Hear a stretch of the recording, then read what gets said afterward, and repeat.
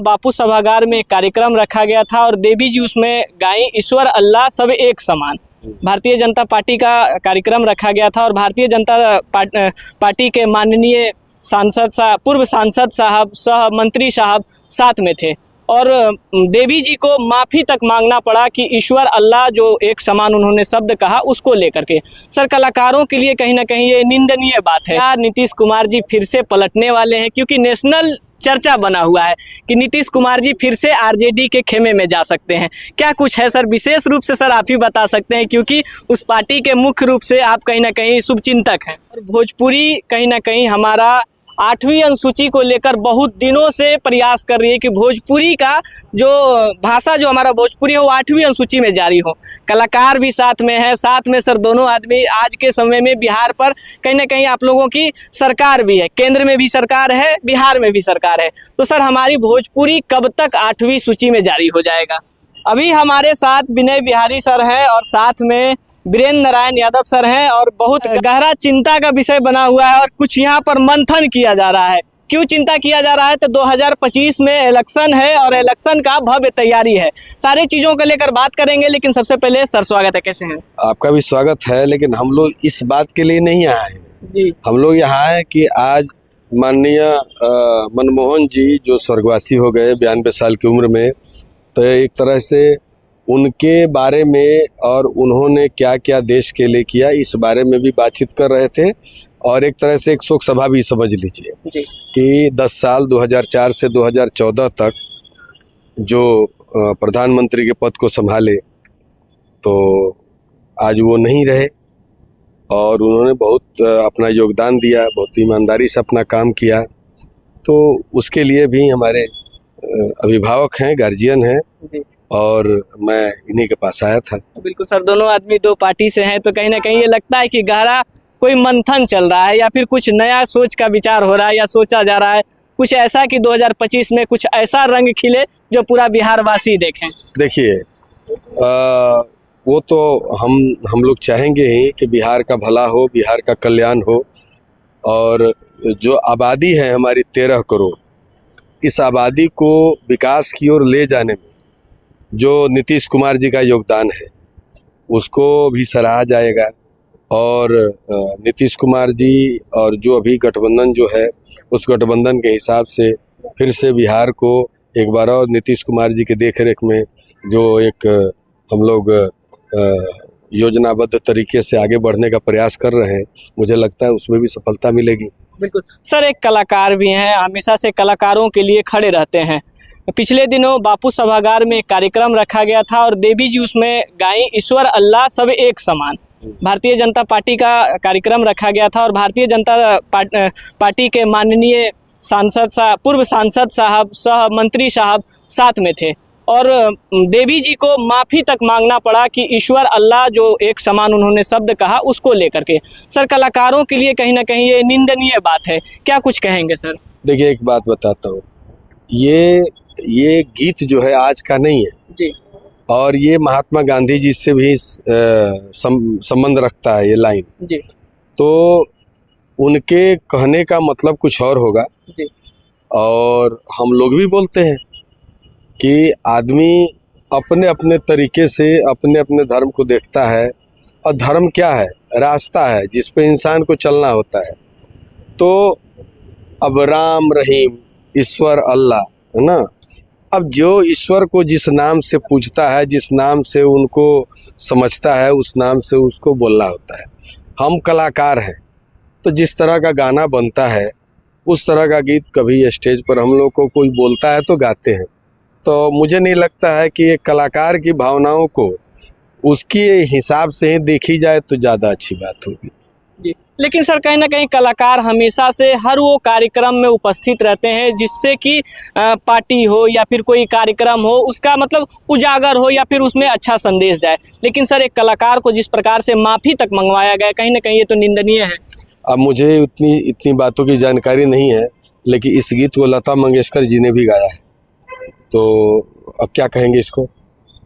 लता जी भारत रत्न है, नहीं है अभी इस दुनिया में, लेकिन उनका गाया हुआ गाना आज भी है। बिल्कुल हो सकता है इस गीत को सबने गाया है, उस हिसाब से जो देवी हैं गाई होंगी। मेरे हिसाब से देवी ने गलत नहीं किया।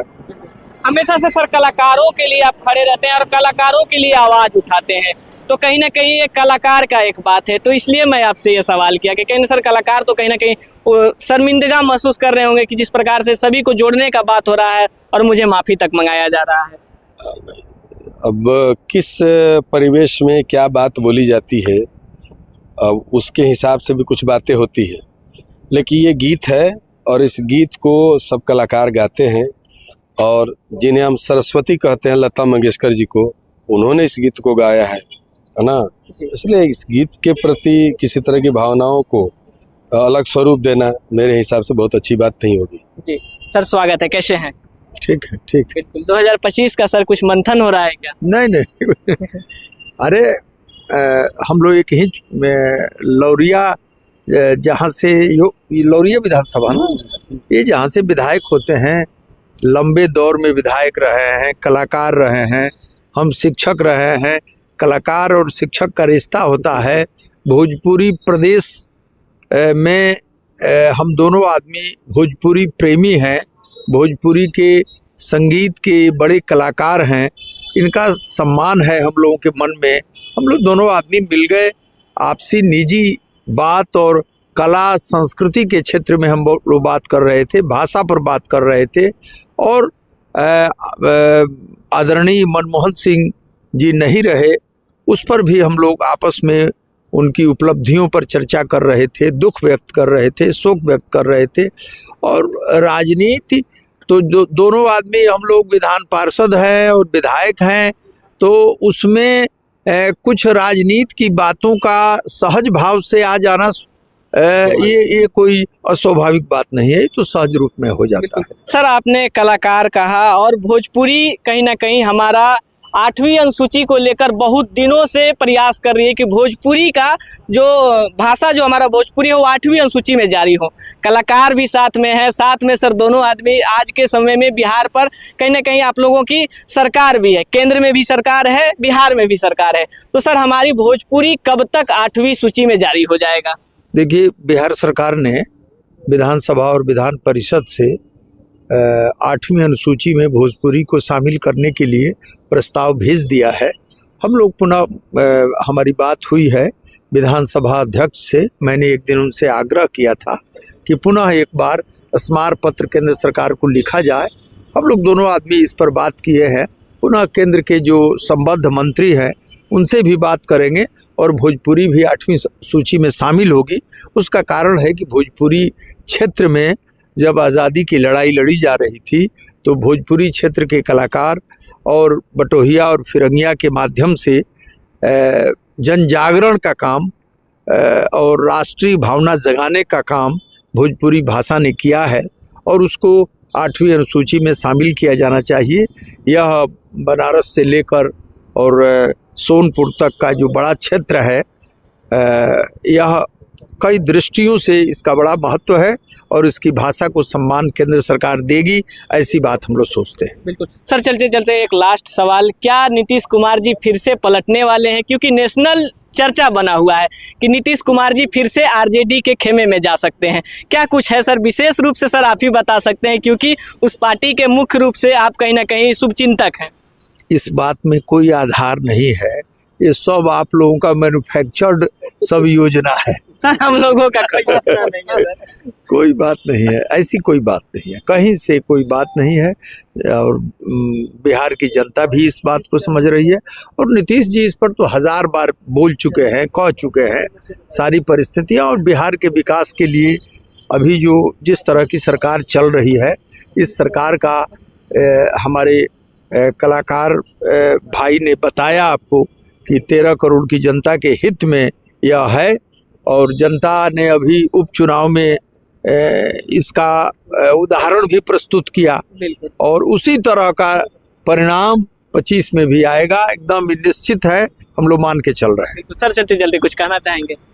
बताइए क्या कहना चाहेंगे? सर राजनीतिक को लेकर कुछ संदेश दे दीजिए, क्योंकि ये खबर चल रहा है, नेशनल लेवल पर खबर चल रहा है। सब सही है, आज के लिए बस इतना ही कहेंगे कि मनमोहन सिंह की आत्मा को शांति मिले और उनके परिवार को भगवान शक्ति दें और उनके कार्यों की व्याख्या जो है हर नेता में, जो भी नेता हैं या नेतागिरी में आएंगे चाहे आ गए हैं, वो लोग उनकी बातों को अपने जीवन में उतारें, यही संदेश है। बिल्कुल, बहुत बहुत धन्यवाद सर, अपना कीमती समय दिए। बाकी आपका क्या प्रतिक्रिया है तमाम मुद्दों को लेकर, अपना राय कमेंट बॉक्स में जरूर दीजिएगा। फिर मिलते हैं एक और अपडेट के साथ, तब तक के लिए जय हिंद।